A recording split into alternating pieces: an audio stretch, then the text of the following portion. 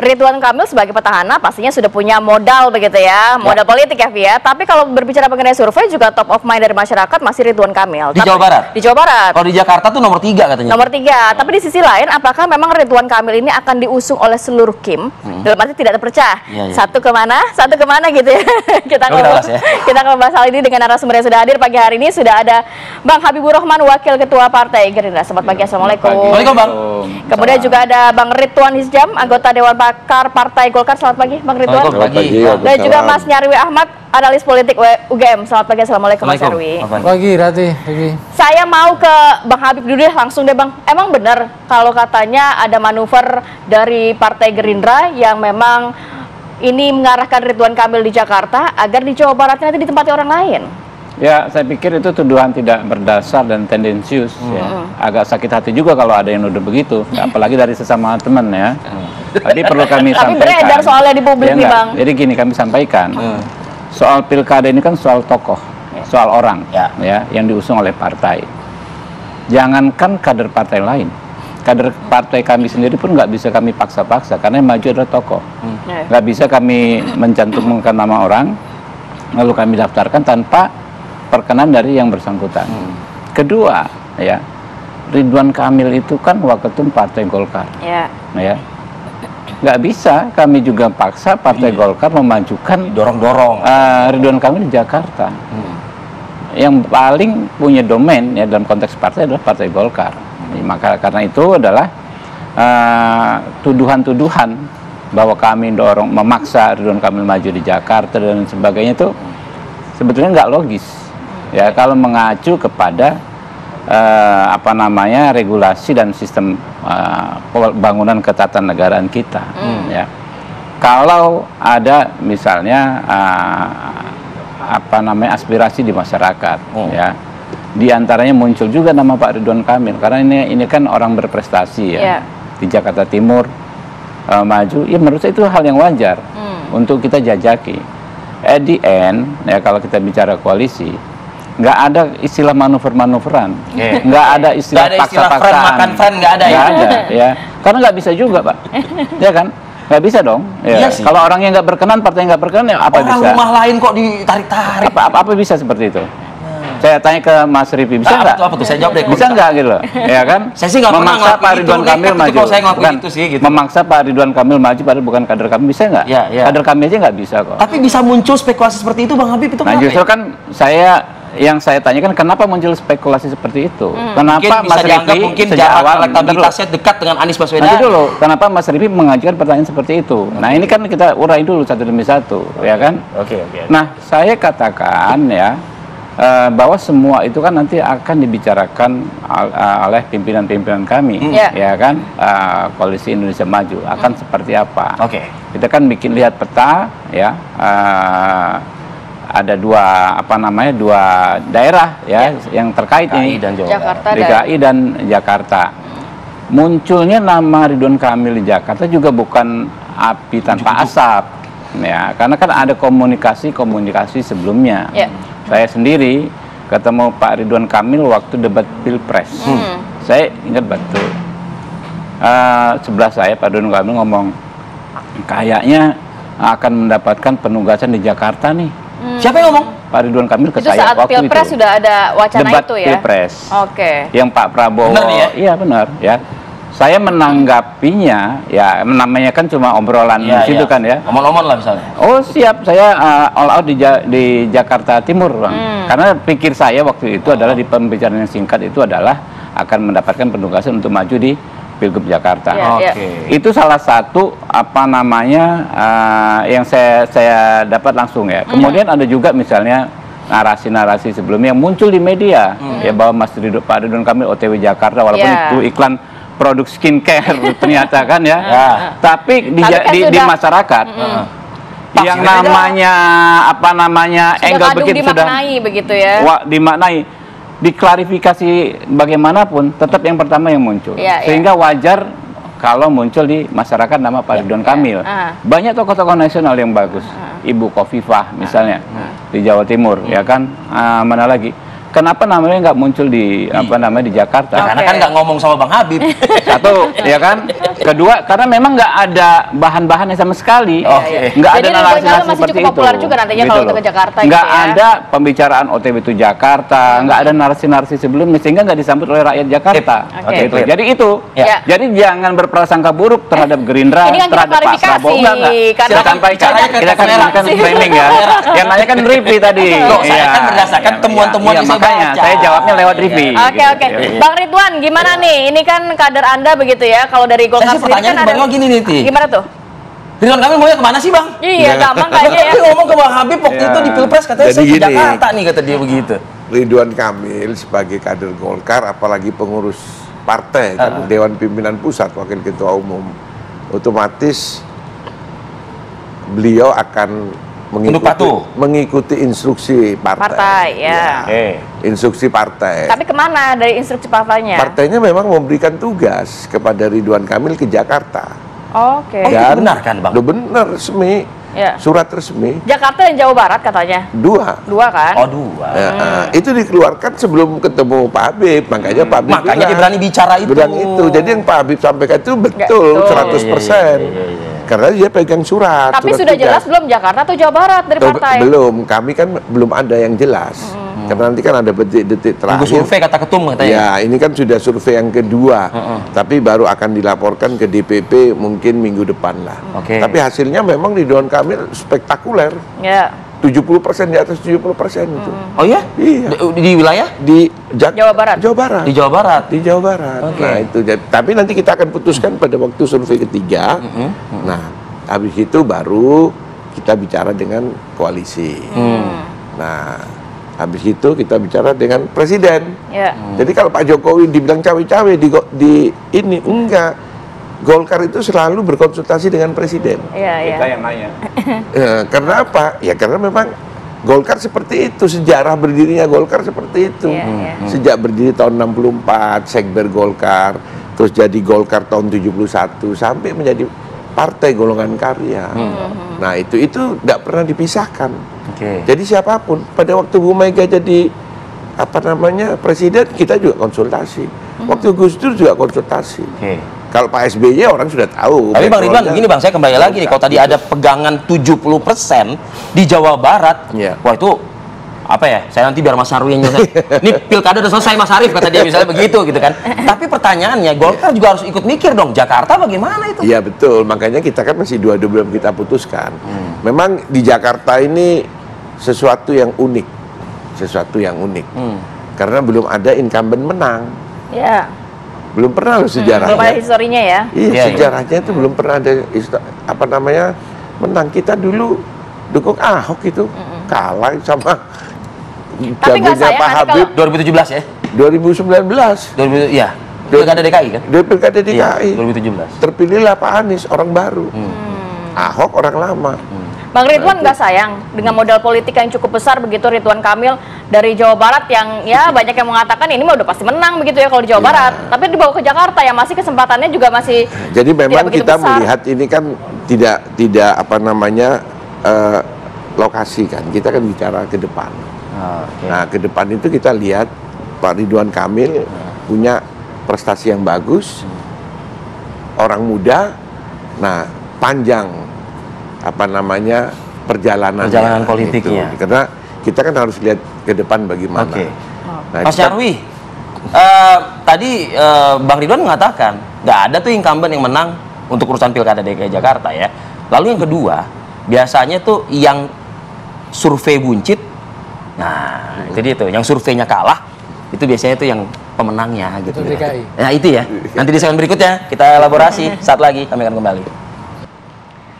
Kita langsung ke Mas Nyarwi, tapi kalau melihat peta koalisinya akan seperti apa? Kalau RK nantinya ke Jakarta, nampaknya lapangan datar untuk tokoh lain di Jawa Barat begitu ya. Dan kalau melihat, kalau RK-nya ke Jakarta potensinya seperti apa? Pertama begini, ini baru pertama kali ya, Ratih, Rivi, pilkada Jakarta tersandra oleh pilkada Jawa Barat. Sebaliknya, pilkada Jawa Barat tersandra oleh pilkada Jakarta gitu ya. Cakep tuh. Ini baru pertama kali ini kan gitu. Agak membingungkan juga ya. Gitu. Kenapa? Karena siapa yang maju dalam pilkada Jakarta DKJ itu juga akan ngaruh kan ke proses dan lapangan yang terjadi di Pilkada Jawa Barat gitu ya. Nah, khusus untuk Jakarta saya kira kalau dari beberapa data survei yang kita lihat kan memang Ridwan Kamil berpotensi kan gitu. Cuma memang belum sepenuhnya leading kan gitu.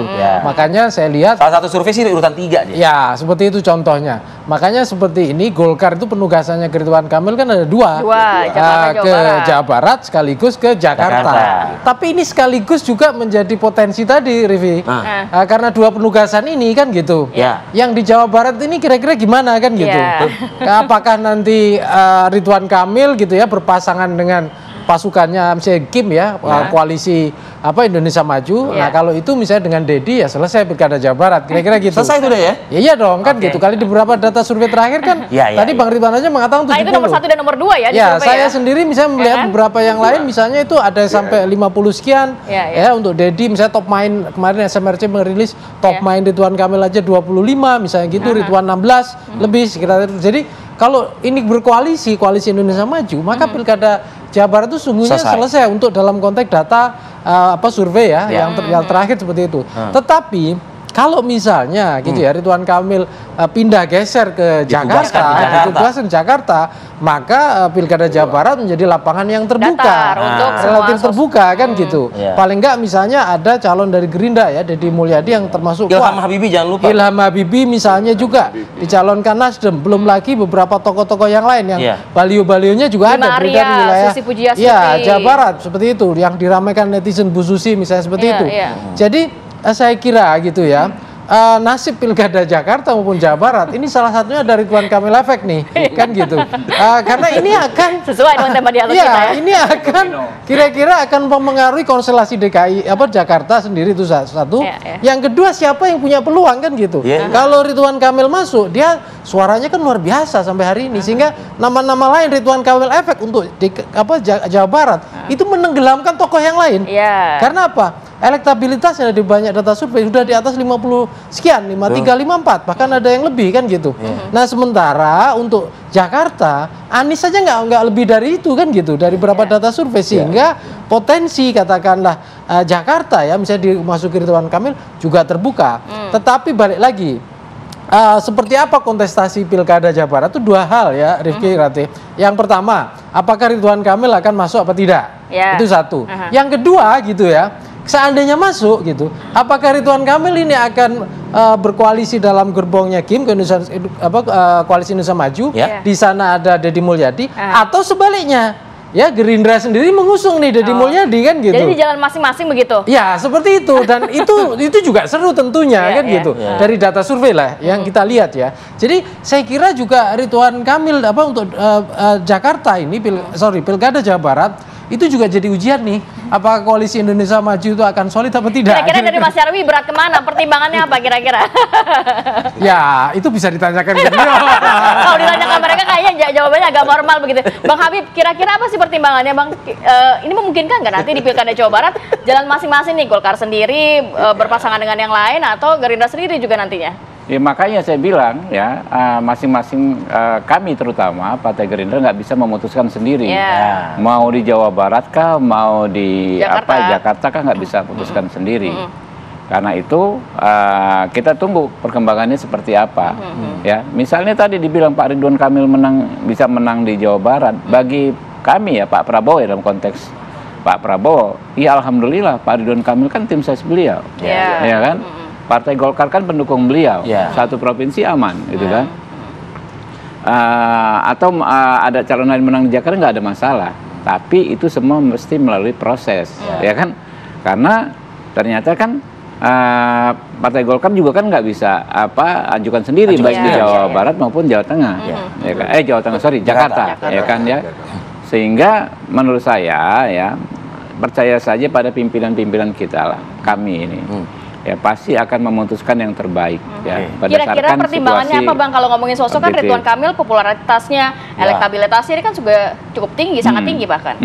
Iya betul, makanya kan semua itu akan dinilai. Yang ini tinggi di mana, yang ini tinggi di mana, ya kan kalau terjadi pergeseran maka petanya akan seperti apa. Karena kalau kita mengikuti sejarahnya Pak Prabowo dalam berpolitik, beliau itu politisi yang sangat tidak egois, nggak pernah mengedepankan Gerindra sentris, ya, nggak pernah mengedepankan kelompoknya sendiri sentris. Itu yang menurut saya penting, ya, dan teman-teman saya yakin percaya semua. Di Koalisi Indonesia Maju percaya semua. Ketika nanti diputuskan, itu yang terbaik untuk semua. Gitu. Biasanya sih kalau Dewan Pakar ya sebuah partai itu seperti sudah punya backup plan-nya gitu kan ibaratnya. Kalau seandainya memang Ridwan Kamil ke Jakarta, siapa calon kuat pengganti di Jawa Barat kalau begitu? Kita melihat gini, kami di Dewan Pakar diskusi ya, jadi bukan keputusan partai masih, karena nyinggung-nyinggung Dewan Pakar. Dewan Pakar itu kan bagian, mestinya profesor, kan saya ini kan pelaku politik. Nah itu kita melihat memang sejarah di Jakarta ini, biasanya orang ujuk-ujuk juga yang langsung muncul. Iya. Nah saya baru dapat jam 11 malam tadi hasil survei, cuma nggak tahu Prof sudah keluar nggak itu hasil surveinya itu. Ternyata nomor 1 memang tetap Anies Baswedan, ya, tapi kurang lebih 27, Terus yang kedua yang mengejutkan buat saya, mantan Pangdam Jaya, Dudung Abdurrahman, Jenderal. Nah itu juga kalau bicara Golkar, keluarga besar Golkar itu kan dari ABRI, dari birokrasi dan dari Golkar sendiri kan. Nah terus baru ketiga itu Ahok dan keempat Ridwan Kamil. Ridwan Kamil cuma 10, Ini hasil survei yang belum belum diekspos.